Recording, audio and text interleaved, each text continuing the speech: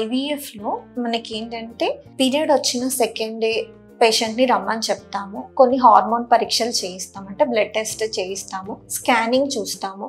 అంతా నార్మల్గా ఉంది అన్న తర్వాత ఇంజెక్షన్స్ అనేది స్టార్ట్ చేస్తాం అనమాట. సో ఇంజెక్షన్ స్టార్ట్ చేసి మనము డైలీ ఇంజెక్షన్స్ అనేది ఇస్తామన్నమాట. సో డైలీ ఇంజెక్షన్స్ ఇస్తూ వాళ్ళకి స్కాన్స్ చేస్తాం. మళ్ళీ 6th డే రమ్మంటాం. 5 days ఇంజెక్షన్స్ ఇచ్చిన తర్వాత 6వ రోజు మళ్ళీ రమ్మని చెప్తాం. మళ్ళీ స్కానింగ్ చేసి చూస్తాం ఎగ్స్ గ్రోత్ ఎలా ఉంది, ప్రాపర్గా ఉందా లేదా అనేది స్కానింగ్లో చెక్ చేసుకుంటాం. సో మళ్ళీ దానికి తగినట్టుగా డోసేజ్ అనేది అడ్జస్ట్ చేస్తాం. అడ్జస్ట్ చేసి మళ్ళీ ఇంజెక్షన్స్ అనేది యాడ్ చేస్తాం. దీంట్లో డిఫరెంట్ ప్రోటోకాల్స్ ఉంటాయి. డిపెండ్స్ ఆన్ ద పర్సన్ని బట్టి, డాక్టర్ని బట్టి, హాస్పిటల్ ప్రోటోకాల్స్ని బట్టి డిఫరెంట్ ప్రోటోకాల్స్ యూస్ చేస్తూ ఉంటారు. దానికి అనుగుణంగానే ఇంజెక్షన్స్ ఇస్తూ ఉంటారు, అంటే యాడ్ అవుతూ ఉంటాయి అనమాట. ఇప్పుడు 6th డే వచ్చినప్పుడు మళ్ళీ ఇంకొక ఇంజెక్షన్ యాడ్ చేయడము, 3rd type of injection add చేయడం, అలా చేసుకుంటూ స్కాన్స్ చేసుకుంటూ ఎగ్ గ్రోత్ అనేది ఉందా లేదా, ఎలా ఉంది అనేది చూసుకుంటూ. సో డిపెండ్స్, మన గ్రోత్ సరిగా లేదన్నప్పుడు అడిషనల్గా సపోర్ట్ ఇస్తూ ఉంటాము.